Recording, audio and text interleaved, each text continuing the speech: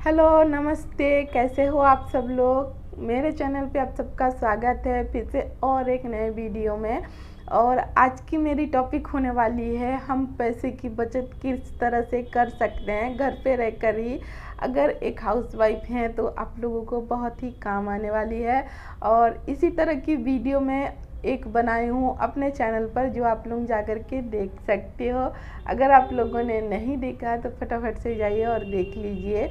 उसमें से भी आप लोगों को थोड़े बहुत जो टिप्स हैं वो भी मिल जाएंगे। और आज भी मैं कुछ टिप्स के बारे में बात करूंगी जिसको हम लोग फॉलो करके थोड़े बहुत जो पैसे हैं उसको हम लोग बचा सकते हैं। ऐसा नहीं होता है कि हम लोग पैसे बचाएंगे तो अमीर हो जाएंगे, ऐसा नहीं होता है। क्योंकि हम लोगों की जितनी इनकम होती है उसमें से हम लोग अमीर नहीं बन सकते। जी हाँ, थोड़े बहुत सेविंग करके थोड़े बहुत हमारे हालात सुधर सकते हैं, लेकिन बहुत ज़्यादा जिस दिखाते हैं कि अमीर बन जाएंगे, ऐसा हो जाएगा, ये सब नहीं होता है। थोड़े बहुत हमारे जो हालात हैं वो ठीक होंगे और हमें थोड़े बहुत किल्लतें जो आती हैं लाइफ में, इस तरह से किल्लतें नहीं आएगी अगर हम लोग थोड़े मोड़े छोटे मोटे से जो सेविंग है उसका अगर हम लोग करते हैं तो और छोटे मोटे जो टिप्स है उसको फॉलो करके हम लोग जमा करके रख सकते हैं, ताकि हमें जब भी ज़रूरत हो वो पैसे हमें काम आए या बुरे वक्त में काम आ सके। तो चलिए स्टार्ट करते हैं आज का वीडियो। तो मेरा पहला टॉपिक है कि हम लोग ना पूरे महीने का एक चार्ट बनाए हैं जिससे हम लोग को अंदाज़ा लग जाएगा कि हम लोगों के पैसे कितने खर्च हो रहे हैं महीने में। जी हाँ फ्रेंड्स, अगर हम लोग चार्ट बनाते हैं, चाहे वो कुकिंग का हो चाहे वो ग्रोसरी का हो, इसमें से हमारे जो पैसे हैं वो थोड़े बहुत सेविंग हो सकते हैं। क्योंकि अगर हम लोग बिना चार्ट बनाए कुछ भी काम करते हैं तो उसमें बहुत सारे पैसे खर्च हो जाते हैं। अगर हम लोग ग्रोसरी का सामान ला रहे हैं तो उसमें से हम लोग कभी ज़्यादा ले आते हैं कि या कभी बार बार हम लोग मार्केट जाते हैं, तो इसी वजह से हमारे जो पैसे हैं ना वो खर्च होने लगते हैं। तो इसे हमें ना हमेशा हर महीने हम लोग एक लिस्ट बना दें कि हमें किन किन चीज़ों की ज़रूरत है हमारे घर पे। दाल चावल आटा जो भी चीज़ हम लोग इस्तेमाल करते हैं, घर के जो सामान होते हैं, उसको हमें क्या करना है, एक लिस्ट बना लेनी है। पहले आप लोग कम लिस्ट बनाइए, आप उसको देखिए कि वो कितने दिन जा रहे हैं, आप कितने फैमिली मेम्बर्स हैं, आप लोग कितने खा सकते हो, उससे अंदाज़ा आपको लग जाएगा। तो पहले आप आधा लिस्ट बनाइए और फिर दूसरे बार आप ट्राई करें कि आप पूरे महीने का लिस्ट बना करके सामान लेकर आएँ। इससे ना उतने पैसे खर्च नहीं होते हैं। अगर हम लोग बिना लिस्ट बनाए डेली मार्केट जाएंगे, डेली सामान लेकर आते हैं, तो इससे बहुत सारे पैसे खर्च होने लगते हैं। तो पहला टिप्स मेरा यही होगा कि हमें कभी भी ग्रोसरी का सामान लाना हो तो हमें ना लिस्ट बना लेना बहुत ही ज़रूरी है, ताकि हम लोगों को अंदाज़ा लग सके कि हम लोग कितना महीने में खा रहे हैं या कितना खर्च हो रहा है हमारे ग्रोसरी के सामान में। तो मेरा पहला टिप ये है। और दूसरा है, हमें कुकिंग के ऊपर भी एक लिस्ट बनाना चाहिए, ताकि उसमें से भी हम लोगों को पता चल सके कि हम लोग कुकिंग करते करते कभी कभी हम लोग कभी ज़्यादा बना देते हैं, कभी कम बना देते हैं, कभी जो चीज़ नहीं खाते हैं वो बना देते हैं, वेस्ट हो जाता है, इस तरह से होता है। तो हमें क्या करना होगा, हमें ना 7 दिन का पूरा लिस्ट बनाना होगा, संडे से लेकर मंडे तक, कि हम लोग आज संडे है तो नॉनवेज खाएंगे, कल मंडे है तो हम शाकाहारी खाएंगे। अगर आप लोग शाकाहारी नॉनवेज कुछ भी खाते हो तो मेरा अंदाज़ा से मैं बता रही हूँ।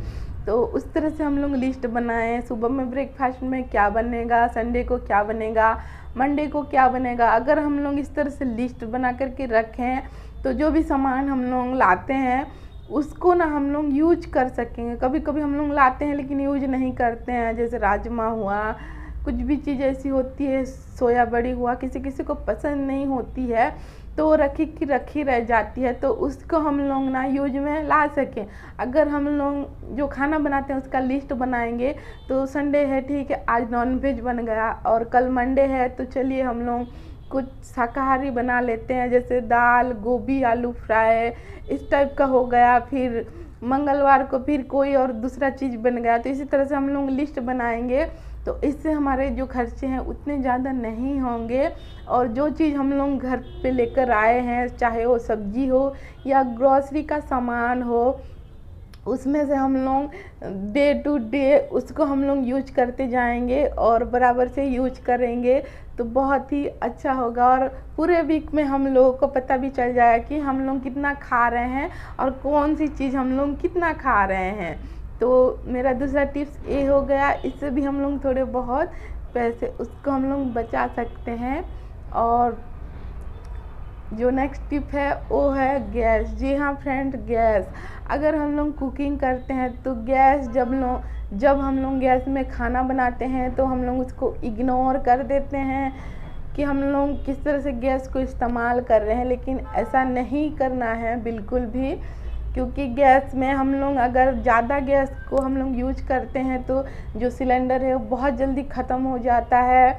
और जो थोड़े बहुत 2 महीने, जो कभी कभी अगर कम फैमिली है तो 2 महीने किसी का गैस सिलेंडर चला जाता है, किसी के ज़्यादा है तो 1 महीने तक जाता है। मैं ज़्यादा तो नहीं बोलूँगी, लेकिन अगर 1 महीने हमारा गैस सिलेंडर जाता है तो उसको हम लोग कोशिश करें कि उसको हम लोग और 10 दिन और चलाएं, तो इससे भी हमारे बहुत ही फ़ायदे होने वाले हैं। क्योंकि 10 दिन चलेंगे जा रहा है, महीने भर में ख़त्म हो जा रहा है, तो उसको हमें क्या करना है, 10 दिन तक उसको थोड़ा सा ज़्यादा हमें बढ़ाना होगा। अगर हम लोग लो टू मीडियम पर अगर खाना बनाएंगे या सकते हैं, जब भी हम लोग हांडी में चावल बनाएं या कुछ भी चीज़ बनाएं तो उसमें क्या करें, हांडी के ऊपर एक चम्मच रख दें, चम्मच के ऊपर एक ढक्कन रख दें और ढक्कन को पूरा ना ढकें, आधा ढककर ही पकाएं और गैस को जो है लो कर दें। इससे ना बहुत जल्दी कुक हो जाता है और उतना गैस भी ख़त्म नहीं होता है अगर हम लोग इस तरह से बनाते हैं। तो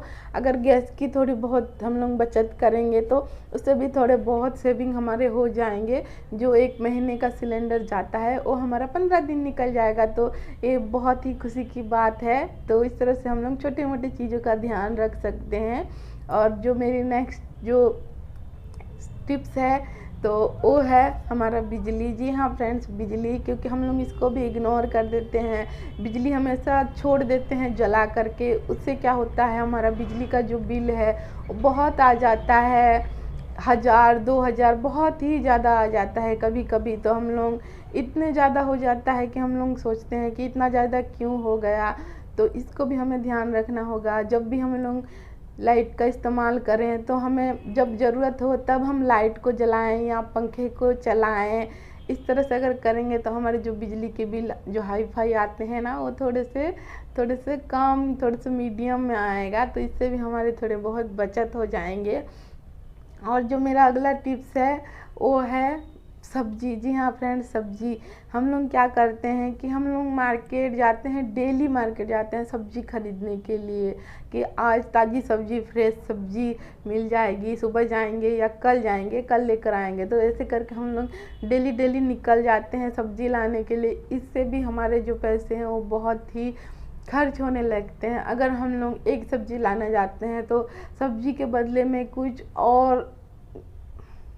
उठा करके लेकर के आ जाते हैं, तो इस तरह से भी खर्च बढ़ जाते हैं। तो हमें उसको भी ध्यान में रखना होगा। अगर हम लोग सब्जी ला रहे हैं तो पूरे हफ्ते का सब्जी लेकर आएँ। अगर फ्रिज है तो पूरे हफ्ते का, आजकल तो सबके घर में फ्रिज होता ही है, तो पूरे घर का जो पूरे हफ्ते का जो सब्जी है उसको लेकर आएँ और उसको हम लोग फ्रिज में रख दें। और जो सब्जी पहले ख़राब होने वाली है उस सब्जी को हम लोग पहले बनाएं, और जो सब्ज़ी लेट से ख़राब होने वाली है उसको थोड़ा सा हम लोग लेट से बनाएं। जैसे कि साग वगैरह होते हैं, पालक वगैरह होते हैं, वो फिर जल्दी से ख़राब होने लगते हैं, तो उसको आज लेकर आए हैं तो आज ही बना दें या कल बना दें। और जो चीज़ लेट से ख़राब होती है उसको थोड़ा सा लेट से बनाएं। तो इस तरह से हम लोग करेंगे तो उससे भी थोड़े बहुत बचत होने लगेंगे। मेरा जो नेक्स्ट टिप है, सबसे आखिरी टिप्स है, वो है हम लोग क्या करते हैं कि हम लोग कई बार कहीं बाहर खाना खाने चले जाते हैं, हमारे बचत से बाहर हो जाता है।